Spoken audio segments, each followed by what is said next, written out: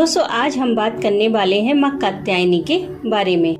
इनकी पूजा का मंत्र क्या है, इन्हें क्या भोग लगता है और इन्हें क्या प्रिय है, सब कुछ जानेंगे। साथ ही साथ वीडियो के लास्ट में मैं आपको माँ कात्यायनी की एक विशेष पूजा के बारे में बताऊंगी, जिसे हर वो व्यक्ति कर सकता है जो अपने कार्यों में सफलता प्राप्त करना चाहता है।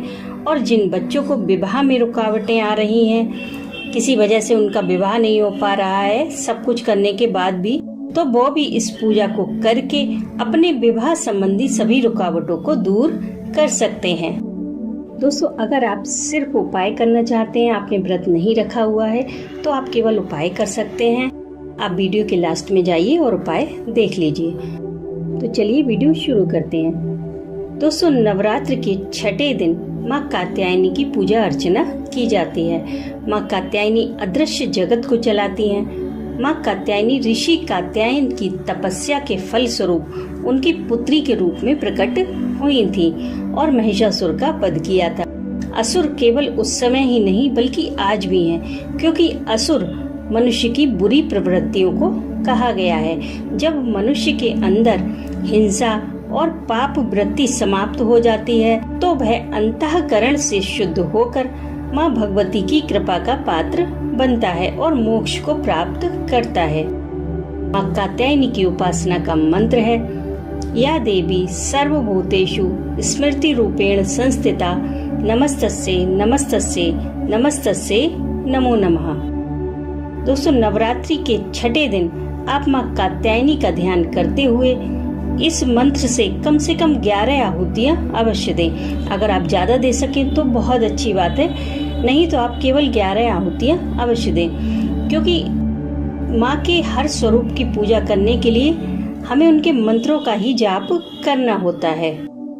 क्योंकि हमारे पास सभी माँ के अलग अलग विग्रह नहीं होते हैं, तो केवल माँ दुर्गा के सामने बैठकर हमें इसी तरह आहुतियाँ देकर सभी माताओं की पूजा करनी होती है। माँ को लाल रंग का फूल अति प्रिय है, तो आप गुलाब का फूल या फिर गुलहड़ का फूल चढ़ा सकते हैं, जो भी आपको मिल जाए। इस दिन माँ को शहद का भोग लगाकर प्रसन्न किया जा सकता है, इसलिए आप शहद का भोग अवश्य लगाएं। दोस्तों माँ कात्यायनी गुरु ग्रह यानी कि बृहस्पति से संबंध रखती हैं। गुरु ग्रह जिनके आशीर्वाद के बिना हम किसी भी क्षेत्र में सफलता प्राप्त नहीं कर सकते। माँ कात्यायनी की उपासना से भक्त गुरु ग्रह यानी कि बृहस्पति ग्रह के दोषों को शांत करके उनके शुभ फलों को प्राप्त कर सकते हैं। आइए अब जानते हैं उस विशेष पूजा के बारे में। दोस्तों हमारी कुंडली में गुरु ग्रह यानी कि बृहस्पति ग्रह का बड़ा महत्वपूर्ण स्थान है। गुरु ग्रह सबसे शुभ और भाग्य के लिए जिम्मेदार माने जाते हैं। किसी भी कार्य में सफलता के लिए गुरु ग्रह का मजबूत होना बेहद जरूरी है।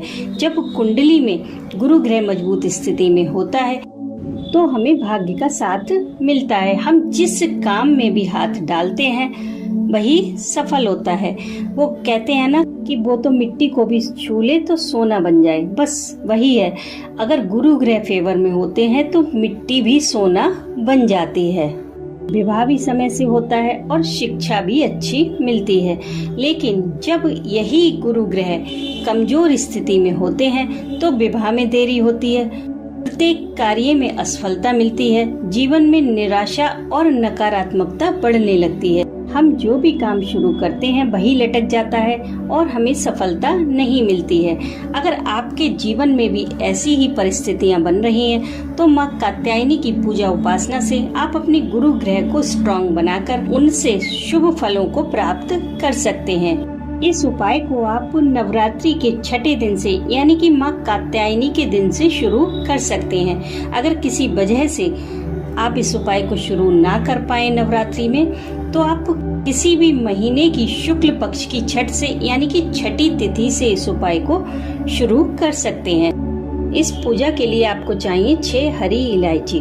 दोस्तों आप माँ के सामने आसन लगाकर बैठ जाइए और इलायची आप अपने पास रख लीजिए। उसके बाद आप माँ के इसी मंत्र का जो मैंने आपको बताया है उस मंत्र का 6 बार जाप करें। या देवी सर्वभूतेषु स्मृति रूपेण संस्थिता नमस्तस्यै नमस्तस्यै नमस्तस्यै नमो नमः। हर बार आप 1 इलायची माँ को चढ़ाते जाइए। और इस बात का खास ख्याल रखिए, आपको केवल 6 बार इस मंत्र को बोलना है। उसके बाद आप माँ के सामने ही बैठकर दुर्गा सप्तशती के 11वें अध्याय का पाठ करें। जी हाँ दोस्तों, दुर्गा सप्तशती के 11वें अध्याय का पाठ करें। आप शुरू करें, ध्यान दिया गया है इसमें, सबसे पहले ध्यान से शुरू करें। इसमें 55 श्लोक हैं। आपको पूरा पाठ एक ही बार में कंप्लीट करना है।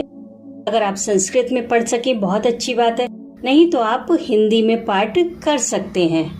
दोस्तों, इस अध्याय में देवताओं के द्वारा देवी की स्तुति की गई है और देवी द्वारा देवताओं को वरदान दिया गया है, इसलिए ये पाठ बहुत ही ज्यादा महत्वपूर्ण है। इस पाठ को करने से हमारी समस्त कामनाएं, समस्त इच्छाएं पूरी होती हैं। हमें जीवन के प्रत्येक क्षेत्र में सफलता मिलती है। बहुत ही ज्यादा चमत्कारी पाठ है ये।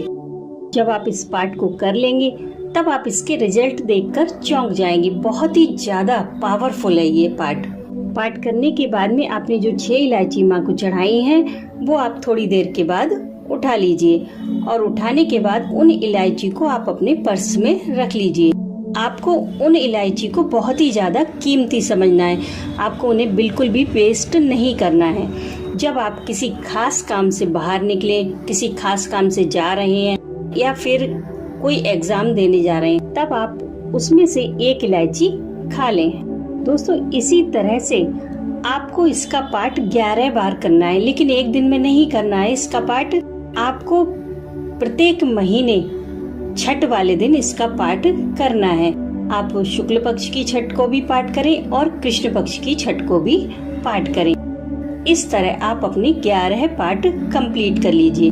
और अगर इसी बीच आपका काम बन जाए तो भी आप 11 पाठ जरूर कंप्लीट करें। और जब आपके 11 पाठ कंप्लीट हो जाएं, तब आप एक छोटा सा हवन करें और इसी 11वें अध्याय के मंत्रों से आहुतियां दें। उसके बाद आपकी साधना कंप्लीट हो जाएगी।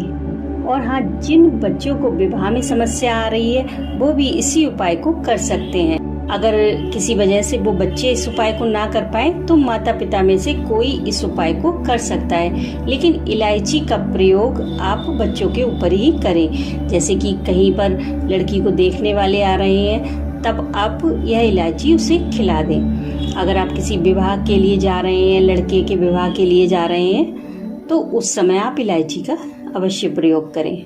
लेकिन कभी भी उस इलायची को वेस्ट ना करें। बहुत कीमती इलायची है वो।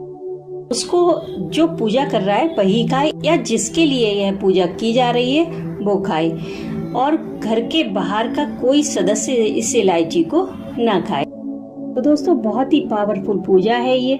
जब आप एक बार ही इस पूजा को कर लेंगे तभी आपको फर्क महसूस होने लगेंगे अपने जीवन में। अगर आप पूरे 11 बार कर लेंगे, उसके बाद आपके सभी कार्य बनने लगेंगे। किसी कार्य में आपके रुकावट नहीं आ सकती। विवाह में कोई विलम्ब हो रहा है वह भी दूर हो जाएगा। लेकिन अपने लक्ष्य के लिए, अपने कार्य के लिए प्रयास करते रहिए। ऐसा मत सोचिए कि हमने ये पूजा कर ली है तो अब हम हाथ पर हाथ रख के बैठ जाएं। आप अपनी तरफ से प्रयास करते रहिए। माँ पर अपना विश्वास बनाए रखिए। कल फिर मिलते हैं सप्तम कालरात्रि के साथ।